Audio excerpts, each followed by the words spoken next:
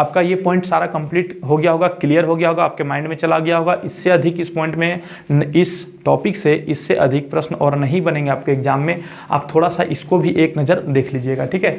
सब हेलो दोस्तों, नमस्कार, स्वागत करता हूं आपका अपने इस नई वीडियो में। और ये वीडियो आप लोगों के लिए बहुत ही लाभप्रद होने वाला है। अगर आप JSSC CGL, JSSC excise constable, Jharkhand police अथवा अन्य भी किसी झारखंड के प्रतियोगिता परीक्षा की तैयारी करते हैं, ये मैंने झारखंड हिस्ट्री का पहला वीडियो बनाया है। ये फर्स्ट टॉपिक है। इस टॉपिक का नाम है झारखंड का ऐतिहासिक परिचय अथवा झारखंड का ऐतिहासिक स्रोत। इस पॉइंट में हम पढ़ेंगे, इस टॉपिक में हम पढ़ने वाले हैं कि कैसे महाभारत काल में या ऋग्वेद में या फिर अन्य धार्मिक ग्रंथों में या मुगलकालीन पुस्तकों में झारखंड का साहित्यिक उल्लेख या पुरातात्विक उल्लेख क्या मिलता है, उसे किस नाम से जाना जाता है। तो चलिए वीडियो शुरू करते हैं। सबसे पहले इस टॉपिक से यही क्वेश्चन पूछ लिया जाता है कि झारखंड का नाम झारखंड कैसे पड़ा। आपका क्वेश्चन ये रहेगा कि झारखंड का नाम झारखंड क्यों पड़ा। तो आप लोगों को कहना है कि वनों एवं झाड़ियों की बहुलता के कारण इसका नाम झारखंड पड़ा है, ठीक है। प्राचीन काल में इसका क्या नाम था? प्राचीन काल में इसका नाम था नीरखंड, और कालांतर में इसका नाम चेंज करके और नीरखंड के बाद जो है वो आपका कांकजोल भी कर दिया गया था।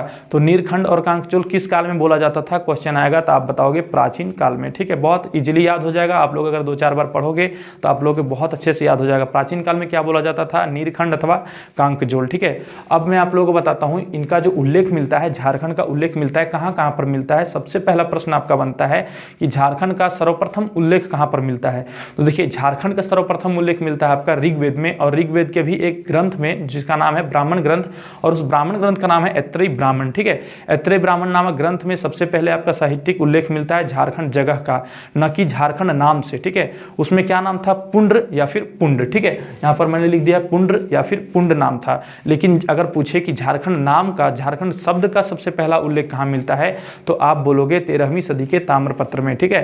क्वेश्चन ऐसा भी आ सकता है कि झारखंड शब्द का पहला उल्लेख कहाँ मिलता है, तो आपका 13वीं सदी के ताम्रपत्र में। और झारखंड का सबसे पहला उल्लेख कहाँ मिलता है, तो वो आपका हो जाएगा ऐत्रेय ब्राह्मण में, ठीक है। ये आपका साहित्यिक उल्लेख है और ये आपका पुरातात्विक उल्लेख है। यहाँ पर मैंने साइड में शब्द भी लिख दिया है, अगर शब्द पूछे तो ये लिख दीजिएगा, ठीक है, कि झारखंड शब्द का उल्लेख कहाँ से हुआ था, तो 13वीं सदी के ताम्रपत्र से हुआ था। अब मैं आप लोगों को बताने वाला हूँ कि झारखंड में जब आर्य आए तो उस समय उनके साथ असुर भी आए थे। उसी टाइम पर अनेक इतिहासकारों का मानना है कि जब झारखंड में आर्य आए और असुर एक साथ आए थे, तो बहुत सारे ग्रंथों में या किताबों में असुरों के बारे में, उनके वीरता के बारे में बहुत सारे शब्द लिखे हुए हैं। और कहीं कहीं पर असुरों के बारे में लिंग पूजक या फिर शिशुनों का देव भी बताया गया है। असुरों को लिंग पूजक और शिशुनों का देव भी बताया गया है। उसके बाद मैंने एक पॉइंट लिखा हुआ है आपको यहाँ पर, और इस पॉइंट को आपको याद रखना है। ये जो पॉइंट है आपका, इसमें झारखंड का नाम झारखंड से ही दर्शाया गया है, ठीक है। सबसे पहला है आपका 13वीं सदी के ताम्रपत्र में, जो कि सबसे पहली बार किया गया था। उसके बाद तारीख फिरोज शाही, उसके बाद तारीख बंगला, सियार उल मुतखरीन, कबीर के दोहे पद्मावत जो कि मलिक मोहम्मद जायसी के द्वारा लिखा गया है। उसके बाद अकबरनामा। ये जो पुस्तक है इनमें आपका, या तो ये जो प्रमाण है यहाँ पर आपका जो उल्लेख हुआ है झारखंड का, झारखंड के ही नाम से हुआ है, ठीक है। उसके बाद अगर क्वेश्चन पूछे कि ईस्ट इंडिया कंपनी में झारखंड को किस नाम से जाना जाता था, तो वो आपका हो जाएगा छोटा नागपुर। और झारखंड में बहुत सारे डायनेस्टी ने यहाँ पर राजपाट किया है, और उनमें से एक आते हैं गौड़ शासक जिनका नाम था शशांक। तो ये प्रश्न बनता है एग्जाम में हमेशा कि सबसे अधिक समय तक, सबसे लंबे समय तक किस शासक ने झारखंड पर शासन किया, तो आपका हो जाएगा गौड़ शासक, और उनका नाम क्या था? शशांक नाम था, ठीक है। महाभारत काल में जो झारखंड था वो आपका बृहद्रथ राजा जो थे सम्राट जरासंध, उनके अधीन में आता था।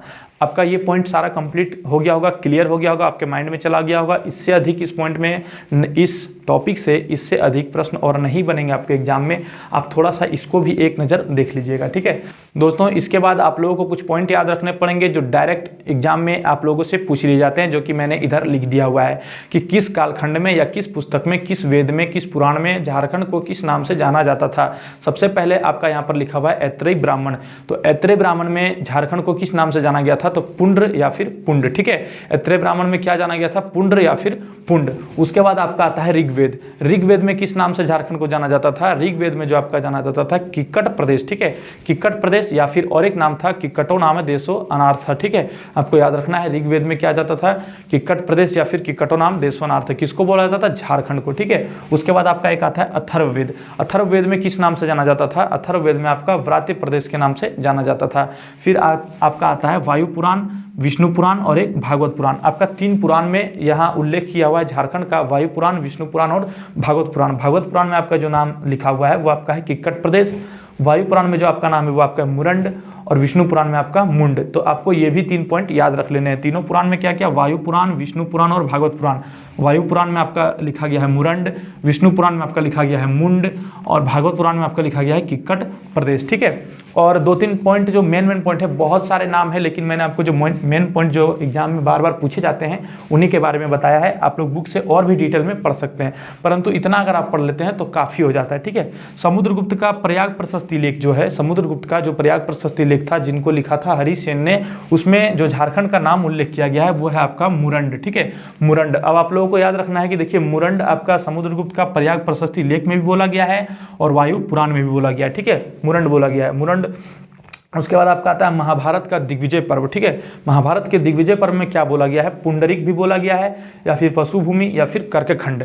कर्कखंड किस लिए बोला गया है, कर्कखंड यहाँ पर जो अत्यधिक जनजाति जो रहते हैं, तरह तरह के जनजाति रहते हैं, तो उन्हीं जनजातियों के कारण इसे कर्कखंड भी बोला गया है। ठीक है, जनजातियों की बहुलता के कारण।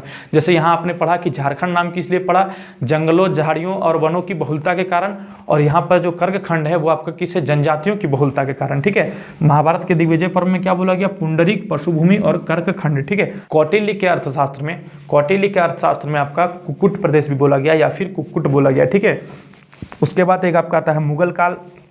ये भी प्रश्न बहुत बार पूछा गया है कि मुगल काल में जो नामकरण पड़ा है झारखंड को किस नाम से जाना जाता था, तो खोखरा या फिर कुकरा। ठीक है, और 3 पॉइंट में साइड में यहाँ पर लिखा हूँ, आप लोगों को पढ़ के सुना देता हूँ। टॉलमी जो थे, टॉलमी ने झारखंड को जो नाम दिया था वो आपका था मुंडल।